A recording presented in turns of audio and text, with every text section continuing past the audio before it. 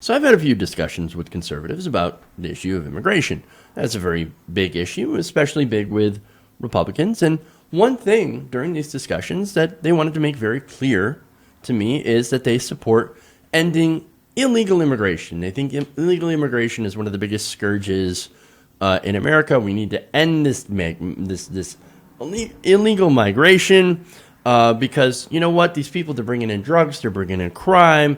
Some I assume are good people, but others are rapists, and you got MS-13 that it's killing all sorts of people, and we got to stop them. And you got to put a stop to it. That's why we got to build a wall, right? But the one thing they always tend to tell me is that, look, we're not saying that we're against all immigration. Just come in the legal way. We're in favor of legal immigration. Go back and wait in line, right? Now, that, of course, is something that I get in response when I argue that this administration has largely enacted racist policies that are not rooted in factual information. And not only that, but I also mention that, look, they're going to start with undocumented immigrants, and they have. They started with the Dreamers. They went after the Dreamers. Thankfully, there's been some courts that have stopped that.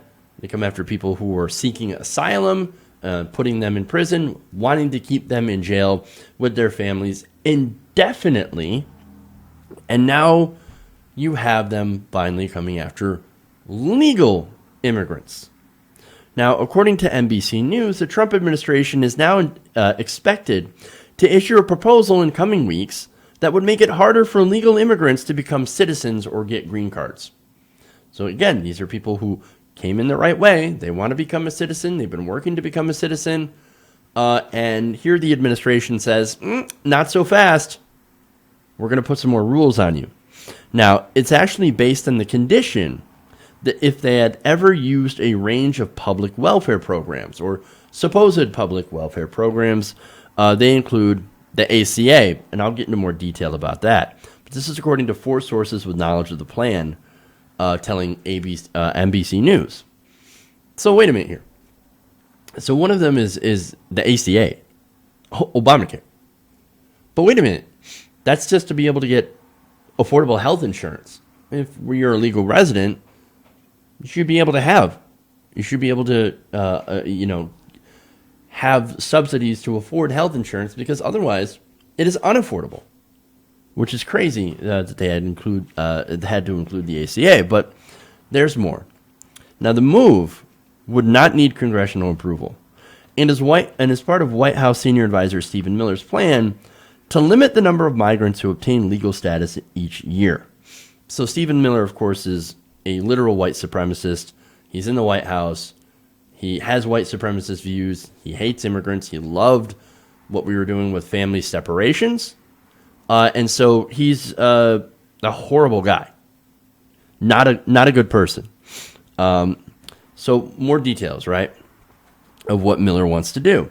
Now, immigrants living legally in the U.S. who have ever used or whose household members have ever used the ACA, children's health insurance, food stamps, and other benefits would be hindered from obtaining legal status in the U.S. So that is a pretty wide net, these programs. Anybody in the home, right? Not just the legal immigrant themselves, but if anybody in the household uses food stamps, that casts an incredibly wide net. Theoretically, if I'm right, this could apply to married couples, right? Whom the spouse is an immigrant trying to get their green card. Which, as I said, could lead to a situation where an American citizen who is married to a foreign woman, they're trying to get food stamps, or a foreign man. You could go either way on this. And one of them has to get on food stamps. Like, for example, their income is just not great, which is a story that I think a lot of Americans are used to seeing. Yeah, they're working really hard. They're working 2 jobs, and you just can't make ends meet. So sometimes you have to get some sort of assistance, right? Whether it be food stamps or help with premiums under the ACA. Well, in that situation, the immigrants' immigration status and their ability to become a citizen, to become naturalized, or to get a green card would be affected. It's insanity. It's insanity, but it's also deeply racist because what this does is that it plays to the stereotype that immigrants are only here to get welfare, right? Oh, they're only here to take our tax money. They're only here to take our benefits. No, these are legal immigrants, right? But again, they don't care. People like Miller, they don't care if they're working. They don't care if they're legal. His whole purpose is to curtail legal immigration, especially for people who are poor. And this is how they're going to try and do it. Now, so what's the impact of this? Now, immigration lawyers and advocates and public health researchers say it would be the biggest change to the legal immigration system in decades, and estimate that more than 20 million immigrants could be affected. They say it would also fall particularly hard on immigrants working jobs that do not pay to support their families. Now, that is a lot of jobs, right? That is a lot of jobs, like working class Americans. If you're a working class legal immigrant, it is very likely that you are in a job where you don't make enough money. And if your household, even though you're working, right? You're working at Walmart, you're working at, McDonald's or, fast food, or even in some of the manufacturing that has come back, but still does not pay a living wage or a livable wage, your immigration status will be impacted. So you will not be able to do the things that normal citizens do. You will not have a green card. And of course, there's that possibility of being deported, of no longer being a legal immigrant. So right now, they say that using some public benefits like Social Security has already hindered immigrants from obtaining legal status in the past. However, the programs included in the recent draft plan could mean that immigrant households earning as much as 250% of the poverty level could be rejected.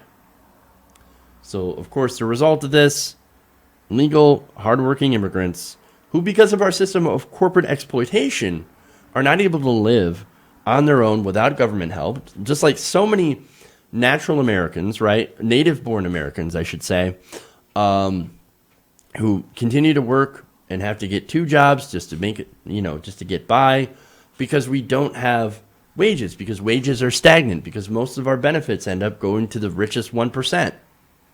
They end up getting screwed out of their ability to become United States citizens. Why? It's because of racist shitbags like Stephen Miller. They want to use this as an excuse to kick them out of the country. Now, here's the other thing, right? They're sending a message that if you're poor, we don't want you here, right? We don't want you. We don't care if you work. Hey, if you're working and you're not making enough money because, you're being exploited by a corporation that pays you artificially low wages because they want to depress your wage because it helps their bottom line, we don't care about any of that. We think that's fine.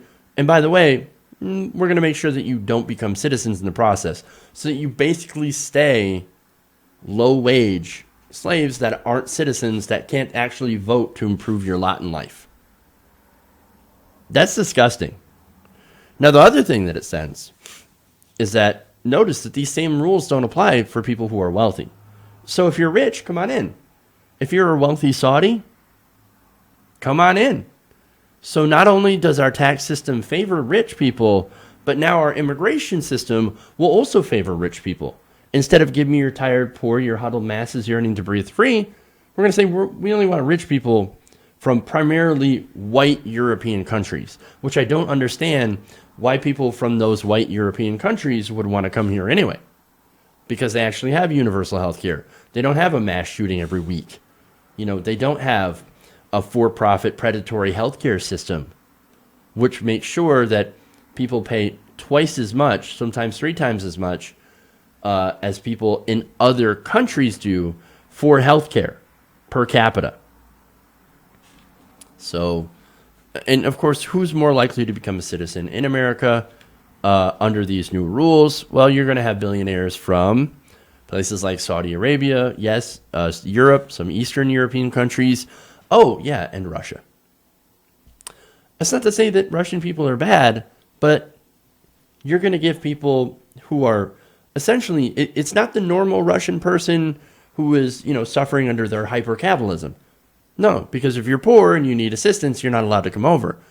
But those Russian oligarchs that are friends of Donald Trump, that are friends of Vladimir Putin, well, those people would be able to come in.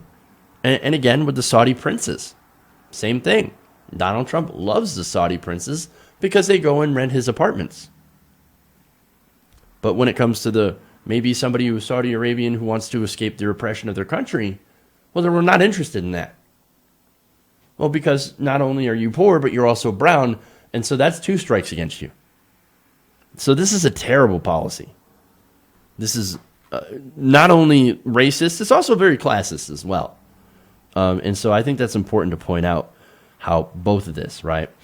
How both of those, policies, or how this policy is basically indicative of both of those things. So look, at the end of the day, this is Trump and Stephen Miller, the administration, basically trying to turn America into a country club, primarily for white wealthy people. Of course, if you're a rich Saudi, then yeah, we'll let you in as long as you've got the money, or rich whatever. And as long as you got the money, come on in, because really, that's the kind of country this administration wants. Basically, America is a new country club. Hey everybody, thanks for watching this video. If you want to see more like this, please hit the subscribe button below. And if you want to support truly independent progressive media, please consider becoming a patron at patreon.com/TYTNation.